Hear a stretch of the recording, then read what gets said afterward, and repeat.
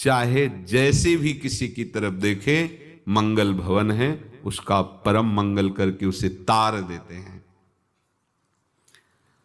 जब रामादल में विराजमान ये सब बड़े भाग्यशाली जन और विपक्ष में रावण के पक्ष में जितने थे, जब युद्ध पूर्ण हुआ तो अमृत की वर्षा हुई, एक भी निशाचर जीवित नहीं हुआ। जितने रामादल पक्ष के थे सब जीवित हो गए। तो आश्चर्य हुआ कि अमृत तो दोनों दल में वर्षा, फिर असुर पक्ष में कोई जीवित ही नहीं हुआ। बोले इसलिए कि जब युद्ध हो रहा था तो सबकी दृष्टि में भगवान राम थे, सम्मुख थे ना, तो जितने पधारे वो सीधे भगवान के परम धाम गए, और जो रामादल के पक्ष में थे उनके सामने असुर थे। तो इसलिए जो अमृत वर्षा, तो भालू कपि आदि ये सब जीवित हो गए, पर एक भी निशाचर नहीं, क्योंकि भगवान के स्वरूप को प्राप्त हो गए। भगवान गुस्सा करते दिखाई देते पर उनको गुस्सा आता नहीं है,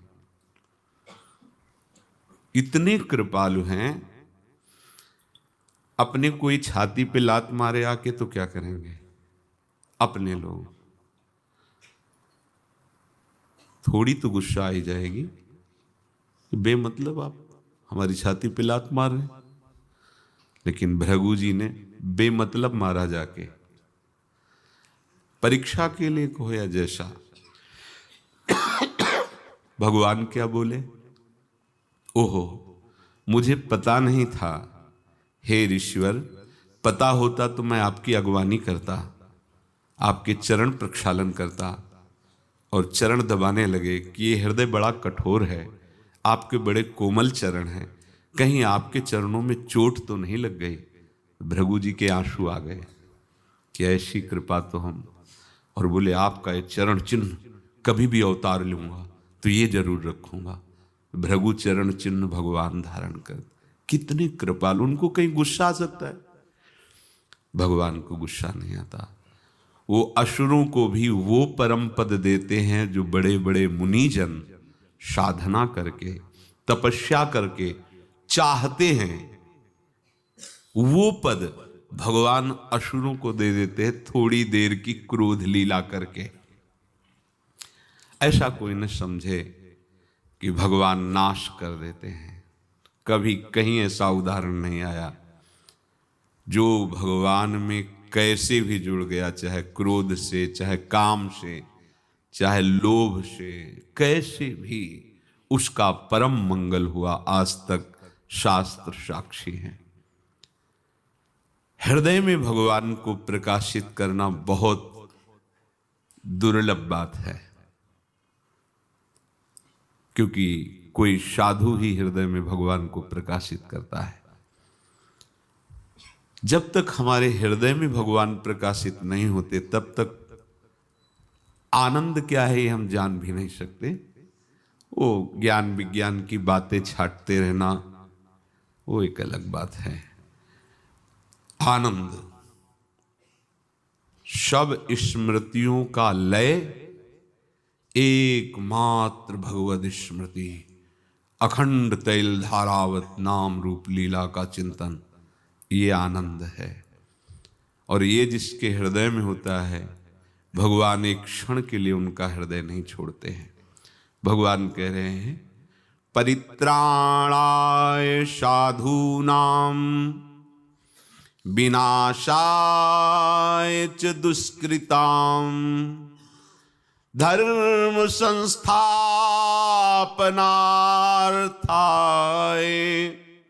संभवामि युगे युगे। अपने प्राण प्रिय भक्तों की, संतों की रक्षा करने के लिए और पाप कर्म करने वालों का विनाश करने के लिए, धर्म की भली भांति स्थापना करने के लिए मैं युग युग में प्रकट होता हूं, अपने को प्रकाशित करता हूं। परित्राणाय साधूनाम। साधु जनों के द्वारा कभी अधर्माचरण नहीं होता। साधुते होए न कारज हानि। जो वास्तविक भगवान के चरणों का आश्रय लिए हुए हैं, उनके द्वारा कभी किसी का अहित अमंगल कभी नहीं हो सकता। वही संत जन ही धर्म की ध्वजा है। सच्ची मानिए, कलयुग तभी अपना विस्तार कर पाएगा जब संत महात्मा अंतर्धान हो जाएंगे। इस पृथ्वी में जब तक नाम जप करने वालों की चरण रज है, तब तक कलयुग अपना पूर्ण प्रभाव नहीं डाल सकता। जब तक श्री गिरिराज जी महाराज विराजमान हैं, गंगा यमुना जी विराजमान हैं, भगवत प्रेमी महात्मा जन विराजमान हैं, राज्य इसी का है, कलयुग का ही है, पर अपना पूरा प्रभाव नहीं दिखा सकता। इसलिए भगवान संतों को बहुत प्यार करते हैं, क्योंकि उनका जीवन केवल जगत मंगल के लिए होता है। संत का हृदय कैसा होता है, गोस्वामी जी स्वयं संत हैं, वो लिख रहे हैं, संत हृदय नवनीत समाना। संत का हृदय मक्खन के समान कोमल होता है। फिर विचार किया कि ये तो गड़बड़ हो गया, मक्खन में दोष है, जब स्वतः आंच लगती है तो पिघलता है, तो ये साधुता का लक्षण नहीं है। स्वतः आंच लगने पर द्रवित होना ये साधुता का लक्षण नहीं। तो आगे लिखना, कहा कविन पर कहीं न जाना, निज परिताप द्रवै नवनीता, पर दुख द्रवै सो संत पुनीता। निज ताप लगने पर मक्खन द्रवित होता है, नवनीत द्रवित होता है, पर संत निज ताप को सह जाते हैं और पर दुख को देखकर वो सह नहीं पाते। उनका हृदय द्रवित हो जाता है और वो हट कर बैठते हैं भगवान से, अब आपको ये करना ही होगा, अपने लिए नहीं, जगत मंगल के लिए। भगवान पिता हैं और भगवत प्रेमी महात्मा हमारी माता है। पिता यदि शासन के लिए दंड देने पर उतारू हो जाए तो एक अगर कोई रोक सकता है तो मां ही रोक सकती है। जब प्रभु रूपी पिता देखते हैं कि हमारे बार बार कृपा करने पर, समझाने पर ये नहीं मानता, जैसे पिता समझा रहा है पढ़ना पड़ेगा तुम्हें, हम पैसा खर्चा करते हैं, तुम्हारी सारी सुख सुविधाएं इच्छानुसार पूर्ण करते हैं, तो तुम्हें पढ़ना ही पड़ेगा। जब देखते हैं प्रमाद करता है पढ़ने, तो मारने को दौड़ते हैं। तो माँ यद्यपि पतिव्रता है, पतिव्रता कभी अपने पति का विरोध नहीं करती, पर वहां विरोध कर देती है, आप नहीं मारोगे, बीच में आ जाती है, आप मुझे मार सकते हैं, इसे नहीं मार सकते। तो क्या वो पति के विरोध में है? नहीं, ये उसका वात्सल्य है। उसके पातिव्रत धर्म में कोई फर्क नहीं पड़ता। ये उसका वात्सल्य है कि वो बच्चे का पक्ष लेकर अपने पति से भी लड़ जाएगी। ऐसे भक्त हैं। भक्त क्या भगवान की अनन्यता को नहीं जानते क्या? कृपा को नहीं जानते क्या? महिमा को नहीं जानते हैं?